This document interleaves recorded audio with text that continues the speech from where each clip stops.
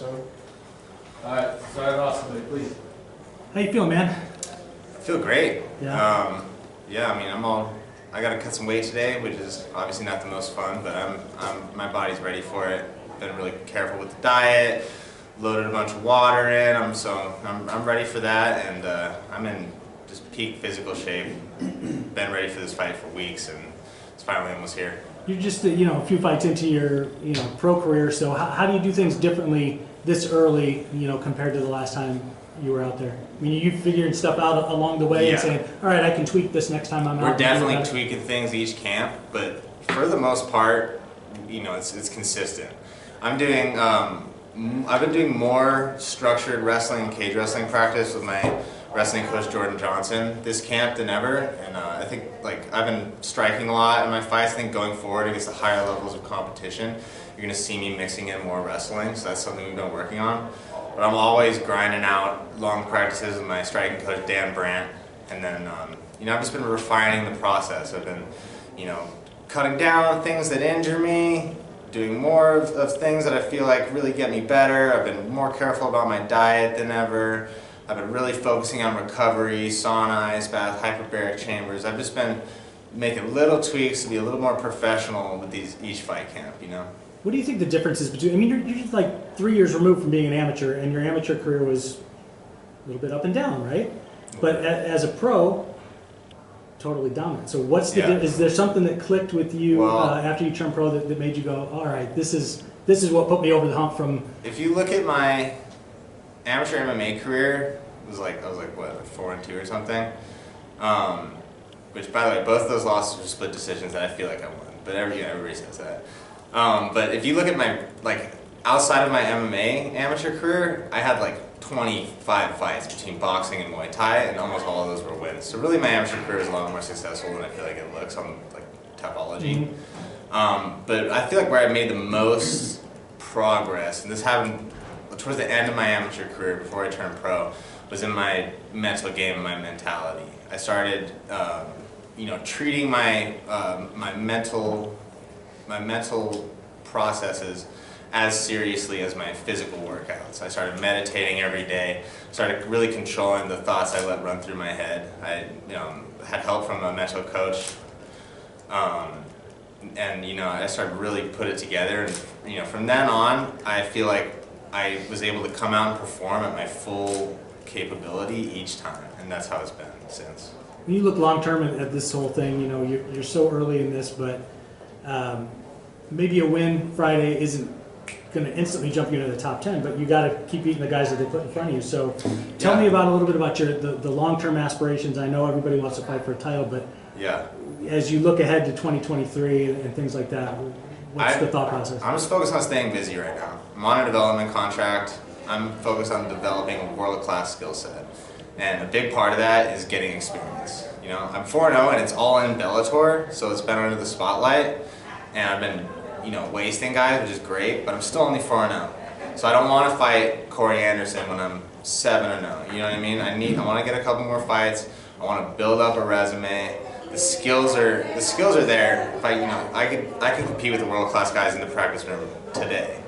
But doing it under the lights is a little different. We need to, this is coming from my coaching staff. I fully believe in them. This is their plan. We're going to get a few more fights, get some more experience, and then we're going to start climbing through that top 10 towards the title. Thanks, man. Looking at your next opponent, what does he bring to the table, and what do you have to worry about when it comes to his skill set and what he brings? Yeah. I think his biggest asset is his size. He's a big, tall guy. He's 6'5". He's a decent striker, and I think he's got some decent jiu-jitsu. I don't think he's really great anywhere. I don't think I have to worry about too much with him. I'm not being arrogant about this, but I genuinely think I'm better than him anywhere this fight goes. It's just a matter of going out there and doing it. Mm-hmm. And then, the MMA world lost a great, in Rumble Johnson on Sunday. What do you have to say about his recent passing, and what legacy did Rumble Johnson leave behind? Rumble is one of the scariest light heavyweights of all time. I guess one of the scariest MMA fighters of all time. He's a thunderous puncher. And I was just saying in another interview, I never knew him personally, but I know people who did. My coach Jordan Johnson knew him, and apparently he he was a really solid guy, and he, you know, treated people with respect, and it's obviously it's a tragedy that he's gone. So looking out of your wins so far, is there one that stands out as one you're most proud of? I liked beating Big Tuna because he had some hype around him. You know, people liked Big Tuna, and when I like all fight week, the Bellator staff was like, "Man, this is gonna be a tough fight. Are you ready for this fight?" And I was like, "Is it gonna be a tough fight?" And I kind of got in there and like took it to him, so that felt good. And then my last one, I had, you know, I knocked the guy out cold for the first time, and that was a powerful feeling. So those are both. I mean, all of them are great. Anytime you put yourself through 8 weeks of hell for a camp, all the nerves of fight week, and you get it done, it's like a major life experience. It's fantastic. Absolutely, man.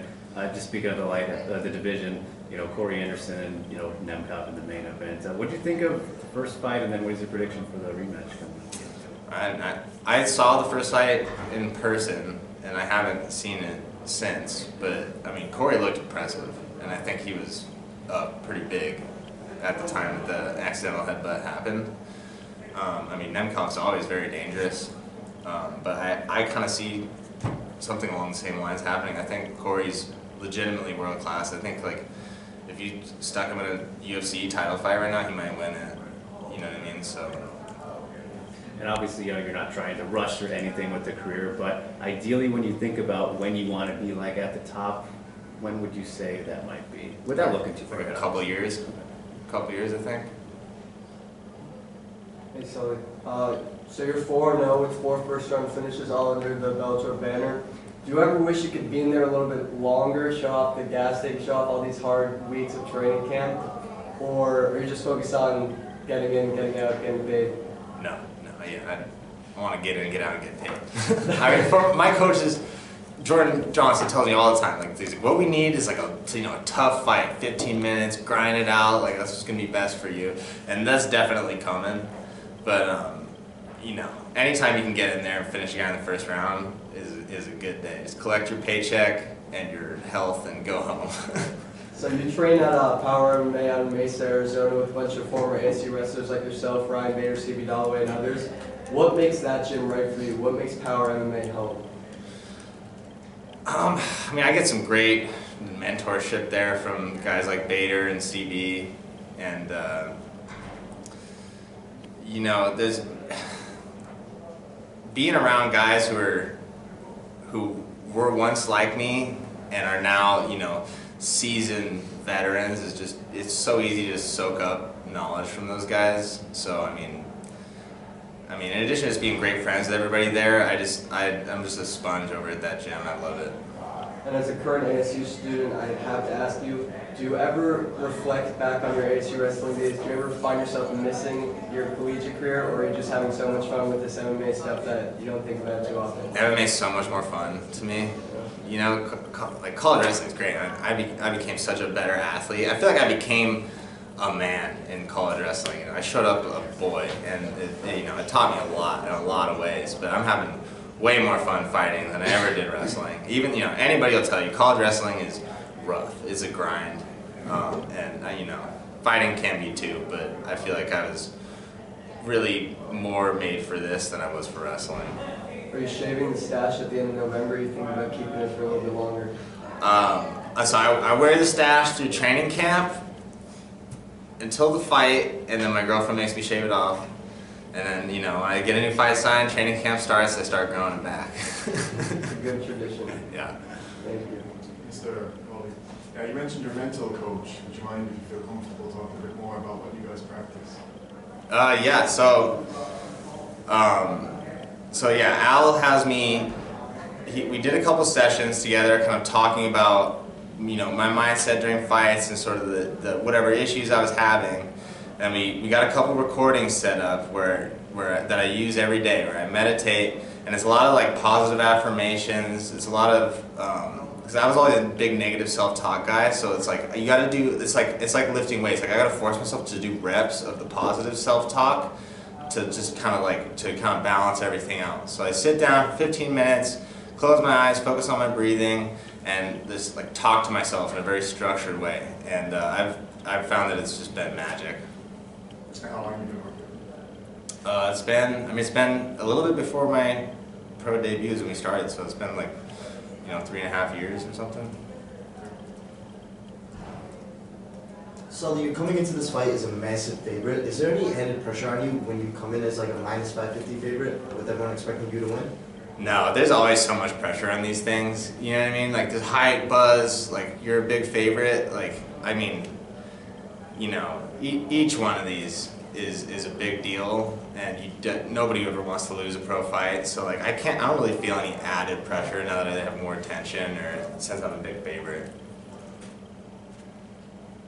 So I saw you posted a picture this week with Tyrell Fortune, Bellator heavyweight fighting this week. You guys look pretty sweaty, so I'm assuming you got some work in. Have you guys ever trained together in the past, or did you just run into each other this week? Yeah, so when I showed up at ASU, they have a regional training center there, and Tyrell was he was like third on the Olympic ladder at heavyweight, and he was training there. So when I was fresh out of high school, I was like 18 years old, and I was an undersized heavyweight, and Tyrell used to just beat the brakes off me in wrestling matches. He was like 285 and just a freak athlete, and he was just double-legging me into the bleachers and stuff.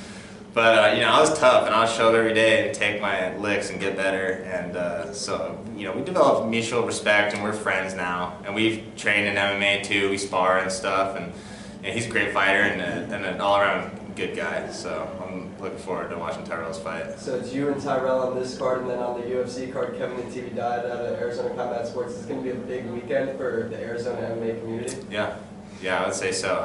Kevin's a great guy. I know he's been working hard, and he needs to win this one, and I think he's going to. Sully, what could you say about the advantages of starting your career in Bellator? You were obviously your first professional fight was in Bellator 253, and now here you are just 4 fights in, but you're kind of used to the lights already, it seems. Like, do you think that gives you an advantage? Yeah, I think it definitely, it eases the transition to the big show, right? Because I started in the big show. There was a big leap from amateur fights to my first pro fight on the big show, but now that I'm here and I'm settled in, I feel really comfortable. I think the biggest advantage is like just the amount of exposure.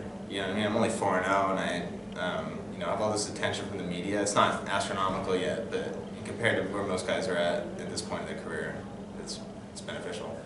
What's it been like being here in Chicago? Did you get to see any of the sites? Did you get to try anything? Yeah, we've been walking around a little bit. I mean, it's fight week. We don't do too much, but from what I've seen, it's a beautiful city. I can't wait to, we're staying an extra day this weekend until Sunday, so we're gonna go tear it up, see what the bars here are like after the fight.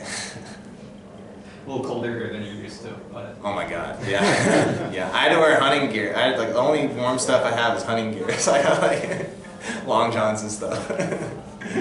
Thank you, Sully. Thank you. Sullivan, Yeah. why do they call you fast AF boy? Because I got the fastest hands of any light heavyweight in MMA.